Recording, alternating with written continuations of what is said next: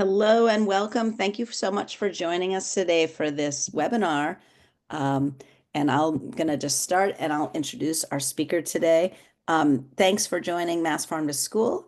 And if you're not familiar with Massachusetts Farm to School, we work to strengthen local farms and fisheries and promote healthy communities by increasing local food purchasing and food system education in schools.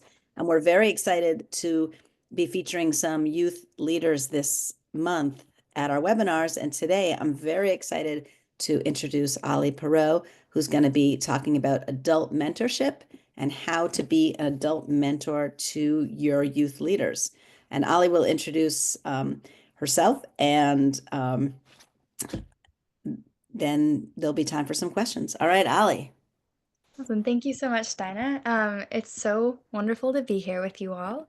I'm just really grateful for this opportunity to share a little bit about my work and to talk with you all about adult mentorship. So as we're getting started, I would love if everyone could just go ahead and introduce themselves in the chat.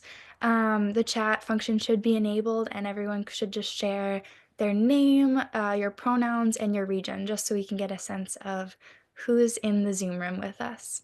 Thank you so much for doing that. So I would love to start by just sharing some of the objectives of the session. You can go to the second slide, please. So my main goals for our time together are just to share a little bit about my organization, to introduce our work to you all. I'm the director of Youth Climate Action Now, and so I'm excited to share about our work and to share what we do. And I also want to highlight the power of youth leadership and take some time to discuss how teachers can work to empower their students through the role of a mentor and through mentorship. And with that, I want to explore what does it mean to be an adult mentor to student activists who are working to make change in their communities, and what does youth-led climate action look like in practice. And if there's time at the end, I also want to share some of the most exciting climate action and climate education initiatives that we are working on right now, and how you all can get involved or how you all can get your students involved as well. So you can go to the next slide. Perfect. So I wanted to start by just introducing myself and sharing with you all a bit more about the perspective that I bring today as a facilitator. So my name is Ollie. I use she, they pronouns. I am a youth climate activist and community organizer. I grew up on my family's farm in Western Massachusetts. We're Mountain View Farm. And that's a really big part of my identity as an activist, just growing up, experiencing the impacts of climate change on my family's farm. I got involved in climate activism work through Mass Audubon originally. I was really inspired by the impacts that I was seeing on my family's farm. And in middle school, I started attending local rallies, I started attending climate summits, and I really just fell in love with the climate movement and fell in love with community organizing. And so currently, I am a youth climate leadership representative with Mass Audubon, and I am also the director of Youth Climate Action Now. And for the past few years, my roles in these organizations have been all about coordinating community actions, all about leading educational workshops such as this, participating in lobby initiatives and advocacy projects, building trust with our state representatives, as well as spearheading our climate mental health initiatives to center Eco Hope and to develop some strategies for our team around how we can hold space for students to grapple with feelings of eco grief in a youth-led community setting. Um, and as of the last year or so, I've also stepped into more of a mentorship role with many of my peers. So I'm a high school senior right now, and I am currently phasing out of youth leadership. And passing on some of my responsibilities and my roles to our newer and younger students.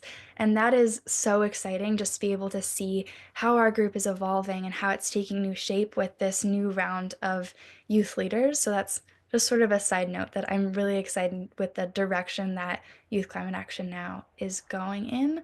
Um, but with this change in my role, I've been able to explore a bit more of what it means to be a mentor to youth climate activists and what it means to help empower and uplift student voices.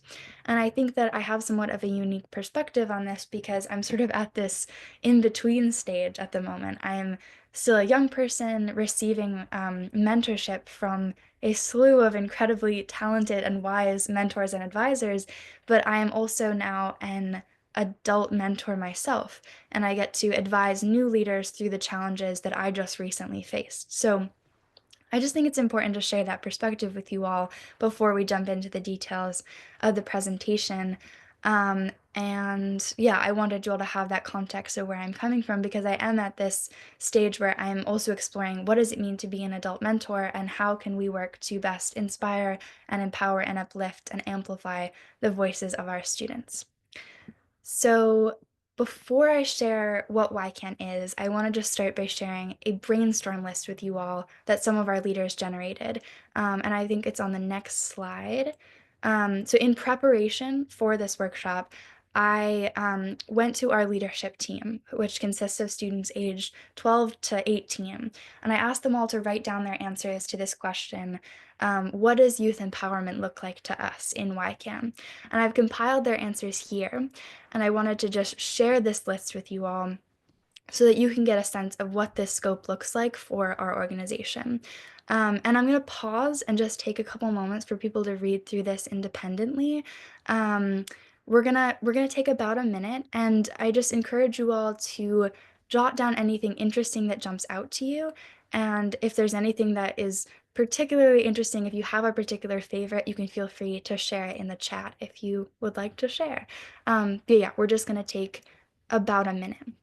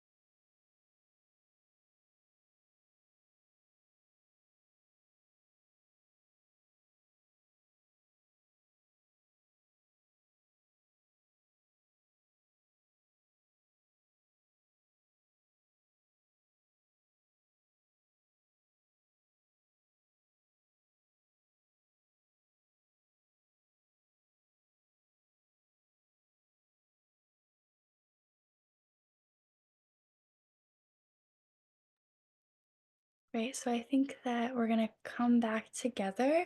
Um, if people, again, if people have interesting notes or thoughts or connections that they're making between the bullet points, feel free to share them in the chat.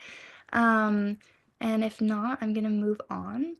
So there are two main reasons why I wanted to share this list with you all right off the bat, even before we get into the heart of the presentation. And the first reason is that um, I wanted you all to have the chance to hear others' voices that aren't just mine, because again, I'm now stepping into this mentorship role, and I really want to lead by example when it comes to demonstrating what it means to center student voice. And so, right off the bat, I wanted to introduce you all to some of the perspectives of other leaders on my team. And the second reason is that I wanted to get everyone super excited and inspired right away, which hopefully happened, because all of these answers from my students, this entire list, these are all things that you can do in and outside of the classroom in whatever capacity you work with young people. These are all fairly feasible examples of how to incorporate youth leadership and youth empowerment and culturally responsive teaching practices into your work as an educator. And so throughout the presentation today, um, I encourage people to try to refer back to this list. If we get into conversations about how does this work apply to your students, this will hopefully serve as inspiration for what youth leadership can look like in your setting. So I think we're going to switch to the next slide now. Thank you. So now that you've seen this list and heard my context as a facilitator, I want to formally introduce you to Youth Climate Action Now and share with you all a little bit about what we do and who we are. So Youth Climate Action Now, or YCAN, is a student-led organization. We were founded during COVID.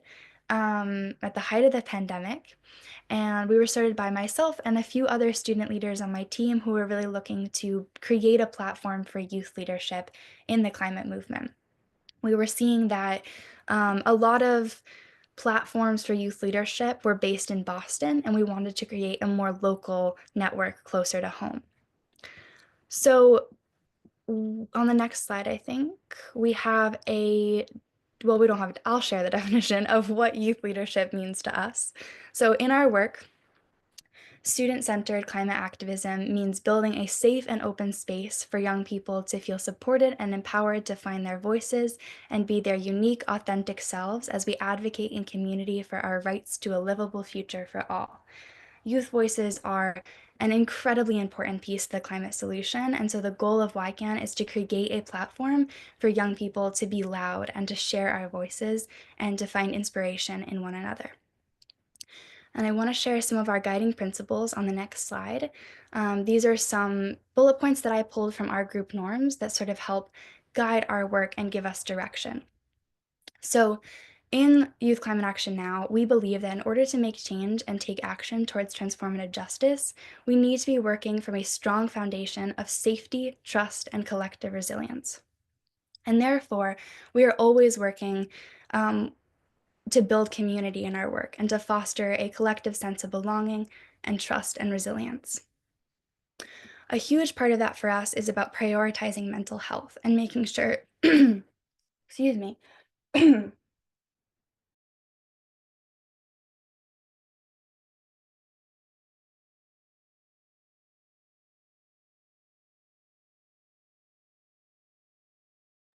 sorry everyone, I'm coming down with a I'm coming down with a bit of a cold, so I had a feeling that this might happen.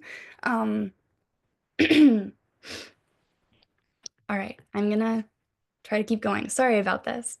Um, So for young people in the climate movement, taking direct action can be incredibly exhausting and overwhelming. I'm so sorry.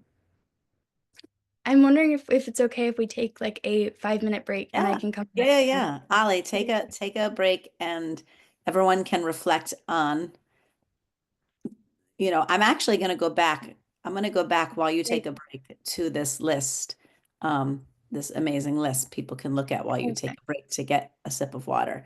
So Thank you everyone so stay with much. us, please. Ollie's just going to get a little tea break for a moment. Thank you. We'll be back.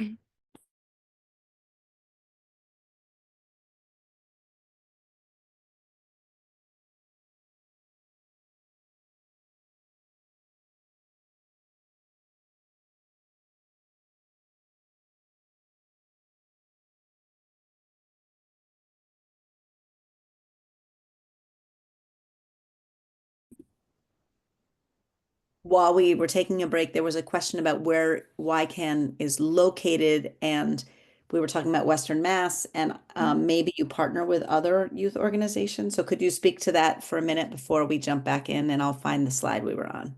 Yeah, definitely. So first of all, thank you everyone for bearing with me. Um, so YCAN is based in Western Massachusetts. Most of our leaders are in the Springfield, Northampton-ish area. Um, I'm based in East Hampton, but I think we have our leadership team in Western Mass consists of about 10 students, and we also have different groups across the state as well. We've grown a lot since 2020.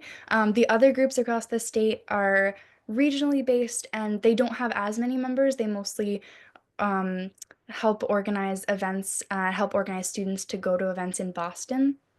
Um, but we really try to create a focal point in Western Mass for organizing work because I think that oftentimes students in Western Mass don't have the opportunity to make the connections that Boston-based organizations do. So that's a big part of our mission.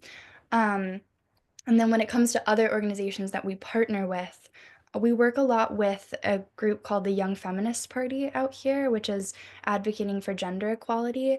And we work a lot with them on intersectional climate justice work. And then we also work with an organization called the Springfield Climate Justice Coalition to advocate for a natural gas moratorium. And we also have partnerships with some sunrise hubs as well. Yeah. Thank All right. So I think that we were talking about the guiding principles of our work. Um, we were on, I believe, environmental justice. So, and I might step out. I might step out again if the cough comes back. I have a very like weak voice, and so the slightest cold will set it off. And don't, Ollie, don't worry, because we're patient and we can all, be patient. And it's that time of year where people are getting sick. So no worries at all. Totally. Okay. Thank you all. So, in our work, we strive to create a divergent community of youth leaders with intersectional identities and backgrounds. Um, our program is rooted in the principles of environmental justice, and we strive to create a community of students who are committed to dismantling systems of white supremacy culture in every aspect of our work. And a huge part of that to us is about working with identity and talking about how we do and don't show up in spaces as individuals based on a preconceived or internal factors of our identity. Um, One of our favorite aspects of our work is our adult mentorship group norm. Sorry, our anti-professionalism group norm. I'll talk more about our adult mentorship group norm later. Um, but we love to say anti-professionalism in our work because I think it's a really beautiful part of what we do. In YCAN, we try to encourage our students to leave the constraints of preconceived adult standards of professionalism at the door, and we try to cultivate a culture of youthful and joyous connection where we are empowered to be our authentic selves. And I think that's a really important piece of our vision. And it's just fun to say anti-professionalism as well. A part of that is about ensuring that YCAN stays a completely youth-led organization. We are an organization that is built for youth by youth, and a big part of that is all about providing a space for young people to take leadership with adult mentorship and with adult advisement, and empowering students to ask for help along the way. So before I get into the adult mentorship aspect, I'll just pause for a minute. Does anyone have any questions about our guiding principles? And actually, I think if you go to the next slide, we have a visual of these guiding principles. So if anyone has any questions before we keep going, you can feel free to put them in the chat.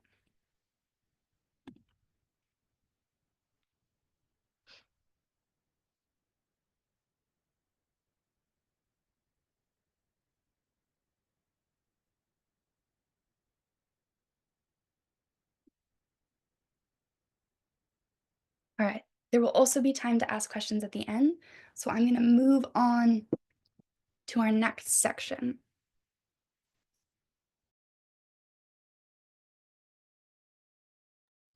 So I want to talk now about what does it mean to be an adult mentor to us.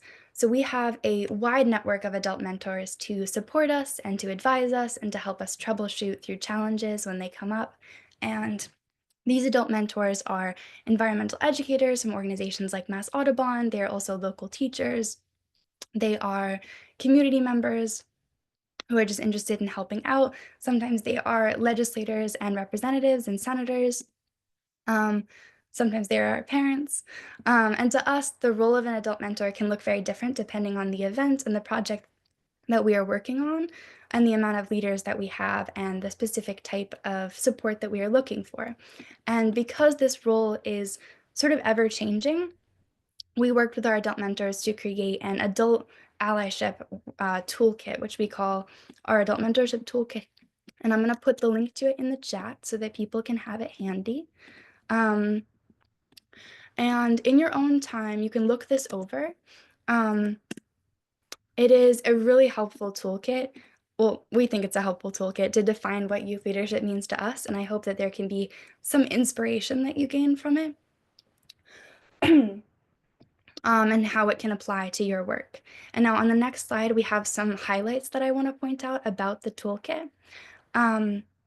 So here we have Supporting but not steering, that's a really important piece of it that's highlighted in the toolkit.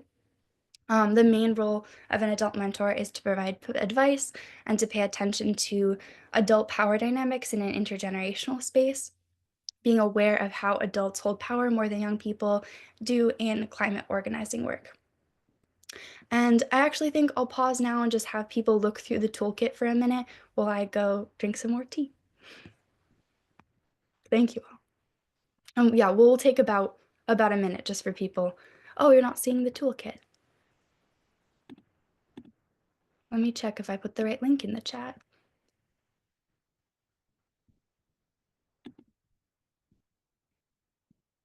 I believe that that's the right link, but if there's a problem with the settings of who can view it, let me check that.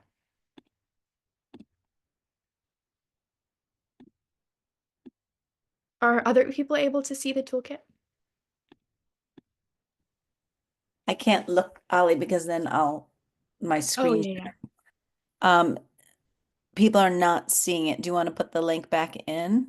Oh, here, I think I know what happened. So I just put it in the chat to everyone instead of just the host, which is what it was. Oh, okay. Okay, people got it. Perfect. All right. All right, Ollie, have some tea while people take a minute to look at it. Perfect.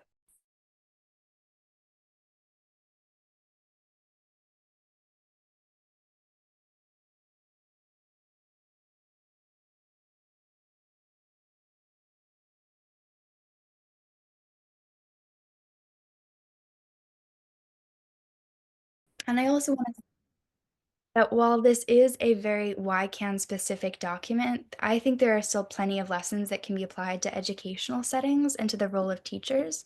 Specifically, on the last page, there's a list of questions to ask as someone who's starting an adult allyship journey and trying to figure out how to pull young people into more leadership roles in your work. And that could be a place where people draw inspiration from. Those questions might apply to your work and to your setting. And so I think I'm going to skip the next slide and jump right into the opportunities to get involved section. So the first way that people can get involved is our Youth Climate Leadership Summit, which we have some pictures here. This is a great example of um, youth leadership with adult mentorship. The summits are an annual event that help pull young people together from all across the state. We have a regional one in Western Massachusetts that happens every fall. And if you are a teacher with a school team that's interested in bringing your students to this summit, it's an amazing opportunity just to gain hands-on skills and gain um, uh, the skills to create and implement a climate action project, which is the main objective of the summits. And so we train students, we train teachers, and then they take all of that information and they bring it back to their communities and their schools in a year-long project.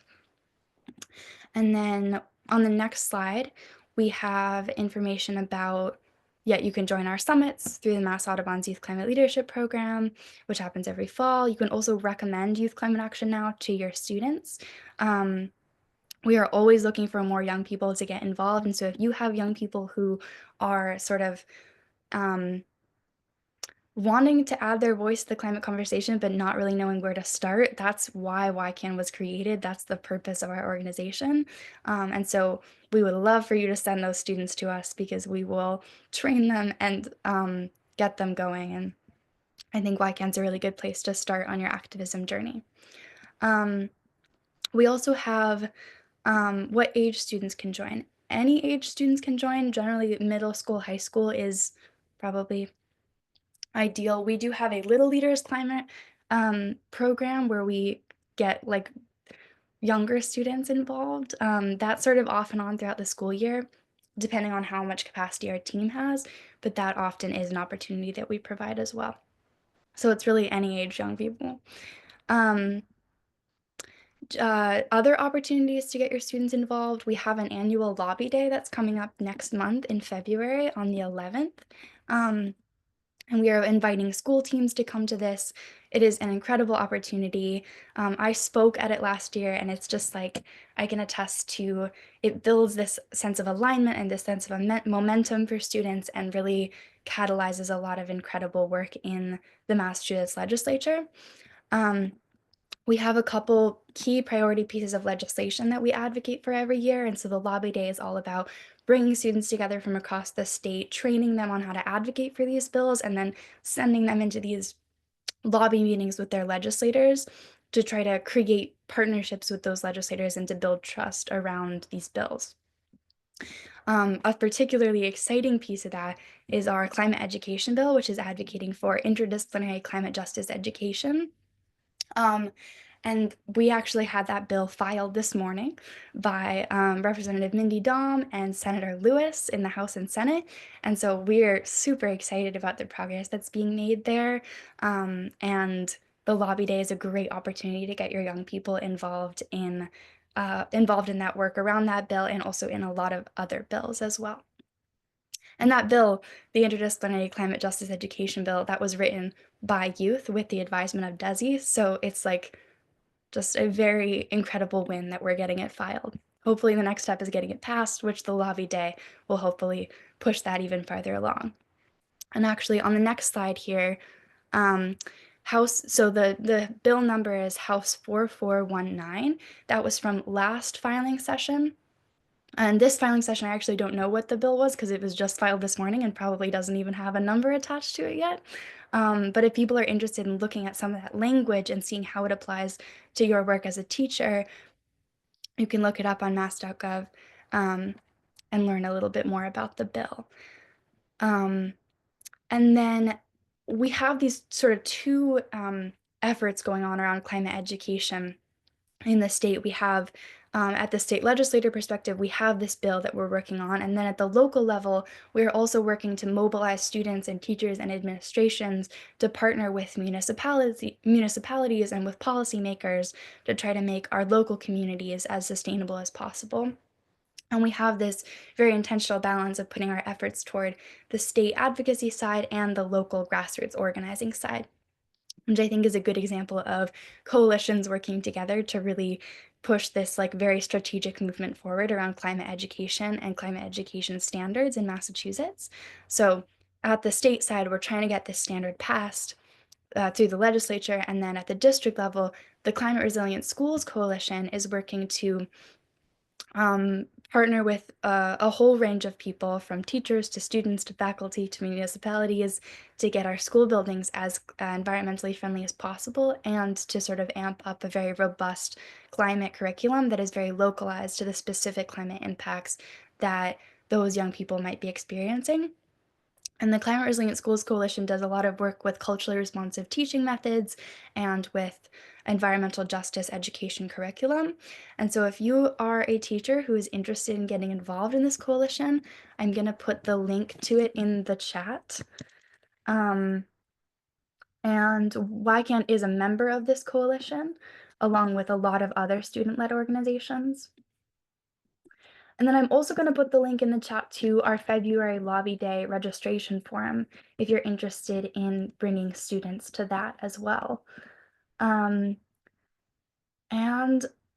I think if you go to the next slide, is there anything else on here? Okay, well, I think the last thing that I want to say before I start coughing again is just that the summits that I was mentioning before have a very dynamic view of what adult mentorship looks like to us. We have adult mentorship at many different levels on our planning team. We have adult mentors there for legal reasons. We have adult mentors advising us on drafting a schedule and getting speakers to the summit. And then we also have adults working with our school teams, which would be teachers and community leaders who are sort of acting as chaperones to these groups of students. And the role of the chaperone is to help them put together their climate action project. And I'm going to put the link to the climate action project toolkit in the chat because it's designed for teachers and students to be creating a climate action plan together. And it's sort of designed to reach both audiences, the students and the teachers, in conversation with each other and really centering youth leadership in that conversation. And so I think it's a good example of how, um, yeah, just a good example and a good framework for how you might do this in your classroom or with the students that you work with in the unique way that you are an educator. Um, and we've designed the toolkit to be very adaptable to different situations. It starts with a definition of transformative change, which is something we talk a lot about in our work. And then it goes on to talk about basically to walk people through these 5 steps for creating a climate action project and envisioning the impact that your work could have on your community and the young people that you are empowering. Um, so I hope those resources are helpful in just getting you inspired for how you might work to uplift your students to take on leadership roles in your group. Um, I'll also add that we are always coming into classrooms and giving presentations to students in person and running workshops in person. Um, and if that's something you're interested in, we call them youth empowerment workshops, and they consist of small group conversations about what climate action could look like for your group of students, and then they sort of work together to craft a plan, and we would be very, very happy to come in and work with your students in a more in-depth way. So that is always an option. My email is here if that's something that's of interest. Um, and yeah, I think that I will leave the presentation at that. And if people have questions, you can go ahead and put them in the chat and I'd be happy to answer them.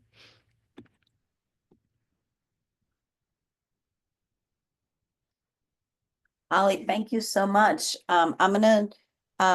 Does anyone have questions? I'm gonna keep recording because you might say something that we should keep on this recording. If anyone has any questions at all, or any inspiration that they want to share with Ollie, please, by all means, please use the chat.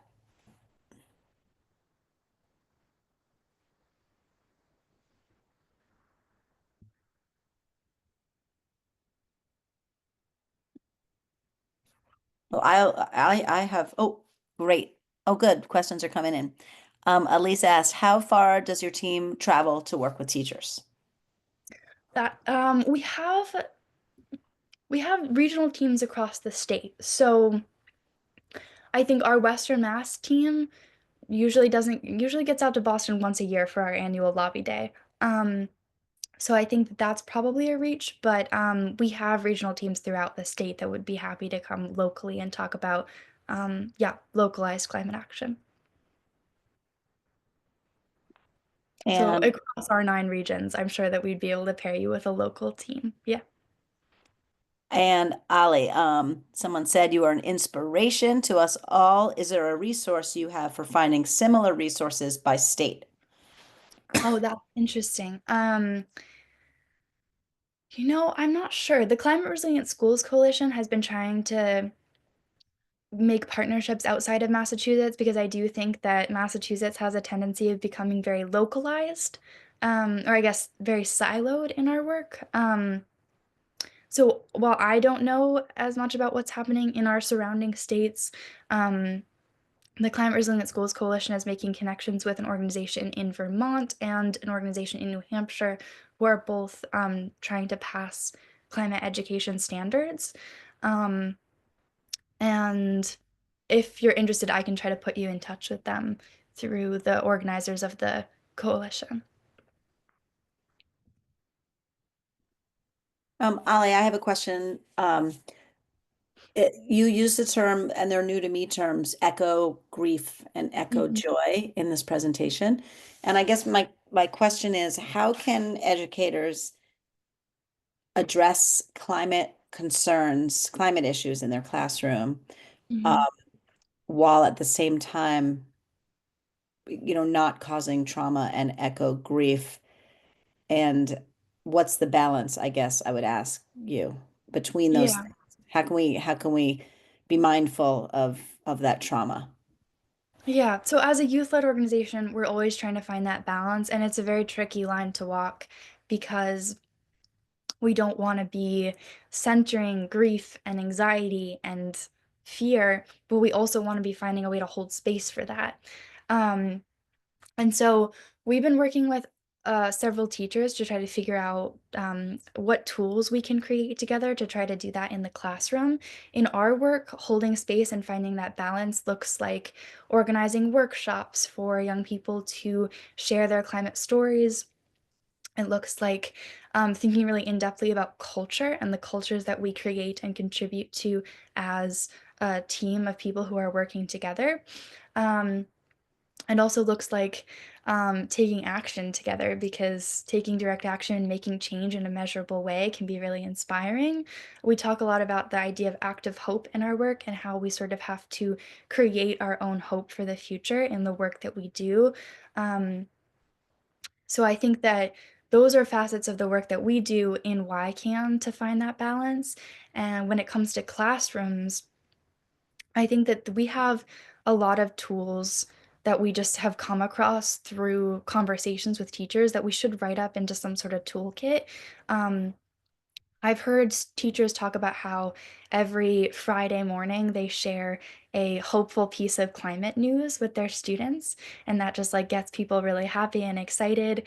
Um, I've also heard teachers who invite us in to run an eco grief workshop where we all sit down and share our fears for the future and talk about how we can turn that anxiety and that anger and that fear into action and hope that drives change in our community. So I think that it sort of is all about culture. I'm like a very community driven person, so I always come back to that idea of culture and thinking about the cultures that you create in the classroom. Um, yeah, so I think that that doesn't directly answer your question, but we are probably going to create some sort of toolkit for how teachers can use these tools in the classroom. And once we do, we'll try to share it with as many people as we can. So that might be something to look out for. Thank you. That absolutely answered my question. Um, does anyone else have any questions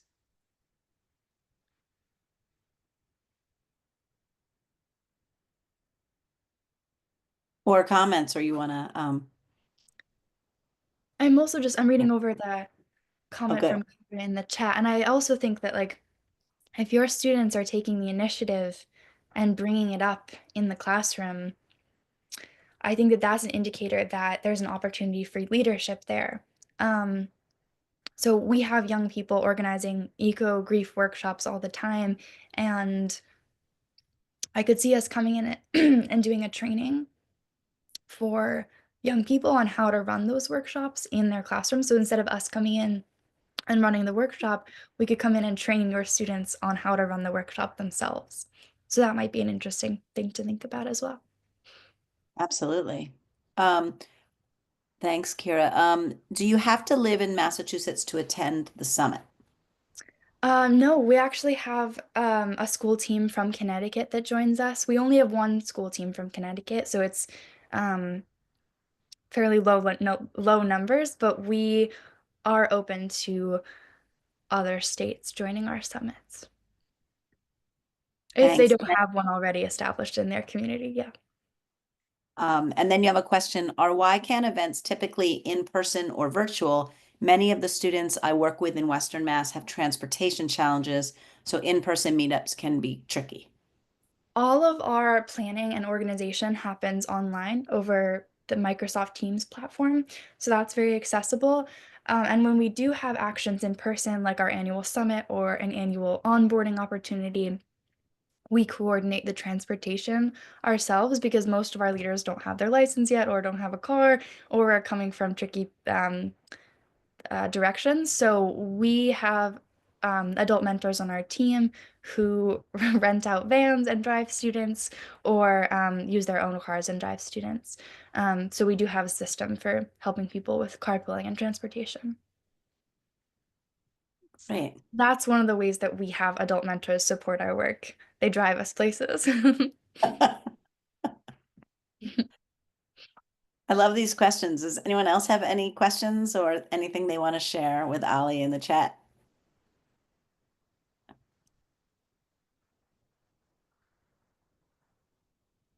Thank you so much, Dinah, for inviting me. And thank you, everyone, for listening and for being so patient and kind as I troubleshooted my voice problems. You have someone who would like you to run for president. So, well, Ollie, you told me you were going to be studying political science. Yeah, So I will be. perhaps we have something we can Maybe way down the road. way down the road we can work for your campaign. Um, well, so Ollie has the email on the screen, so write it down and stay in touch, and also follow if you use social media. There's an Instagram account there. And do you have a email, like a mailing list or anything, if that you all do, or is it just a Instagram? We don't have a mailing list, it's Okay. just Instagram. And we don't post a lot on Instagram. It's Yeah. mostly just if we have like a really exciting opportunity, we post.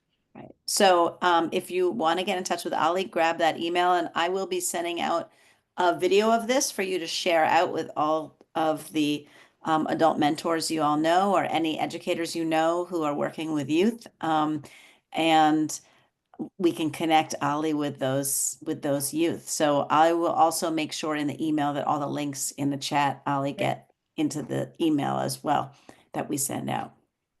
So great. Thanks everyone so much. If there's no other questions, thanks so much for joining us at the end of a day. And Ollie, thank you so much. I always learn so much when I am around you, and I'm very grateful for you. And we hope you get some rest and drink some tea and take some silence.